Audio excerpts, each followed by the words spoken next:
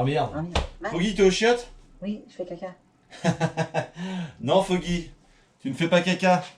Je te rappelle que j'ai des super Ah, c'est pouvoirs. bon, Merdoc, tu mates là. Oh, t'es c'est grave. bon, sois pas Ah gêné. non, mais c'est ma vie privée, Il merde. comprendra jamais. T'es chier, toi. Hein. Salut tout le monde et bienvenue à l'Académie, j'espère que ça roule et moi ça va super. Aujourd'hui je vais vous parler d'un énorme classique de Bendis, un énorme classique gros comme ça là, regardez-le comme il est copieux là. Salut toi, c'est parti.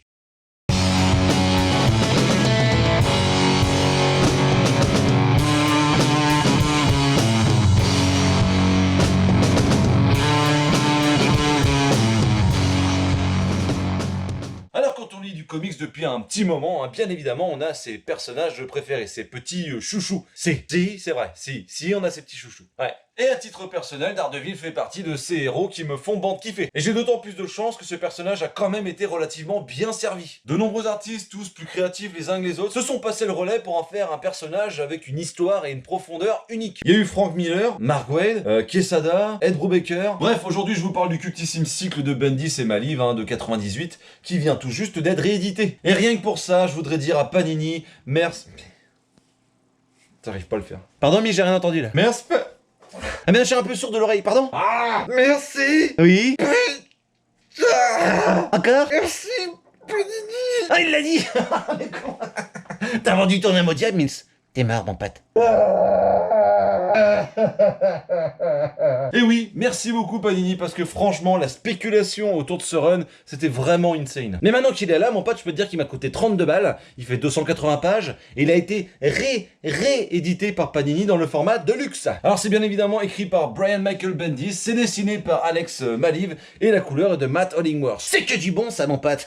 Bon, j'en parlais il y a pas longtemps avec un pote, et on était assez d'accord là-dessus, je voulais vous en faire part. On se disait qu'en ce moment, les œuvres populaires, que ce soit musicales, cinématographiques, que ce soit des romans, des bandes dessinées, des comics, bref, avaient une sorte de mauvaise réputation de par leur popularité. Comme si le fait d'avoir du succès et d'avoir touché, oui, on s'est compris, un très grand nombre de personnes en même temps, le rendait moins profond, moins légitime en quelque sorte. Non mais c'est absurde, au contraire, tu peux jouer ton petit rebelle de la forêt, salut Wayne, et avoir des goûts différents, pas de problème. Mais pour moi, une œuvre qui rencontre un succès mondial et qui rassemble autant de passionnés autour d'une seule et même vision, je trouve ça respectable. Et je peux pas me permettre de nier le fait que c'est tout simplement digne du génie. Et Daredevil Underboss ne fait pas exception à la règle. Oui bon, c'est bon Mills, maintenant balance la sauce. Oh yeah!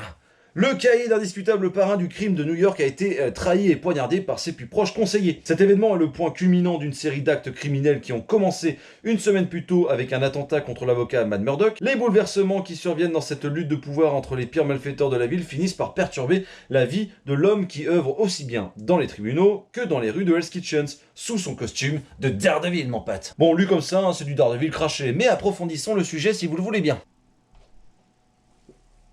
Les moi mon pote. Pour commencer, j'entends beaucoup de gens dire que c'est le comics rêvé pour se lancer sur du Daredevil. Et j'en suis pas si sûr, parce que déjà vous allez vous spoiler sur les faits marquants de la vie de Daredevil. Et en plus, vous n'allez rien biter aux très nombreuses références que ce comics propose. Donc passer complètement à côté de la profondeur de celui-ci, moi je trouve ça dommage. Ensuite, c'est certainement un parti pris, mais dans ce premier tome, on retrouve pas du tout les références chrétiennes, les références de foi et de croyance de Daredevil. Et même si à titre personnel, moi je suis athée, je trouve que c'était une chose très intéressante sur le personnage habituellement. Pour moi, le dessin manque parfois de fluidité. On a l'impression que même dans les combats ou dans les actions, les personnages restent stoïques. Et pour finir, je regrette que dans ce tome 1, il n'y ait pas plus de planches sur Matt Murdock, donc l'avocat. Mais bon, patience Mills, patience. L'épice, mon pote. Alors d'abord, le scénario de Brian Michael Bendis est tout simplement incroyable de maturité. C'est sombre, c'est intelligent, c'est prenant, on ne s'ennuie pas. Non, vraiment, c'est du travail de passionné pour les passionnés. J'ai l'intime conviction que Bendis a totalement cerné le personnage de Daredevil. Les tourments, la noirceur, la complexité d'une double vie, pour moi, Daredevil, c'est tout ça à la fois et bien plus. Le travail de Matt Hollingworth sur la couleur me scotche à chaque fois, c'est vraiment un génie ce mec. Il y a des cases dans ce comics où Daredevil est débordé psychologiquement, mais genre vraiment. Et j'ai adoré assister à sa perte de contrôle, bien évidemment. Oh, j'ai faim, j'ai froid, c'est quoi ce bruit? Faites taire ce bébé! J'ai envie de manger de l'herbe. Oh, reprends-toi, Murdock. Les fraises sont rouges. Ouf, ouf. Oh, je vais tuer quelqu'un. Mais quelle heure il est? Bah oui.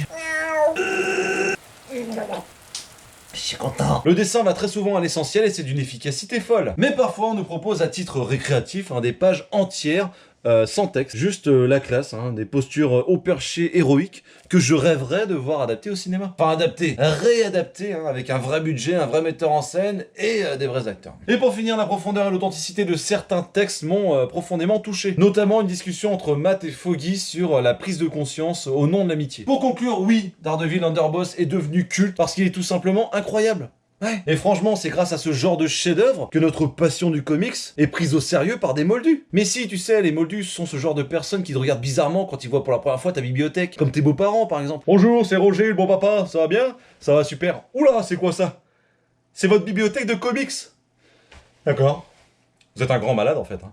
Qu'est-ce que tu m'as ramené encore, chérie? Non mais ce monsieur a un mur entier de comics pour enfants sur son mur. Tu ne sors pas avec lui, je veux pas le savoir, on y va. Non, on y va. C'est quoi ce taré? La dernière fois, ton ex, il avait des mangas, c'est exactement pareil. N'importe quoi. Brian Michael Bendis frappe un grand coup pour son début sur ce run. C'est vraiment un récit poignant sur la chute d'un homme qui se bat pour ne pas perdre la face. Une longue descente aux enfers dans Hell's Kitchen. Le scénario tient tout simplement du génie. Bendis nous fait comprendre qu'il sait où il va. Bien sûr, le dessin de Maliv, que je trouve très intéressant et qui me fait penser, dans son ambiance, à du Sean Phillips, apporte ce côté très polar noir et nous plonge dans une enquête presque policière.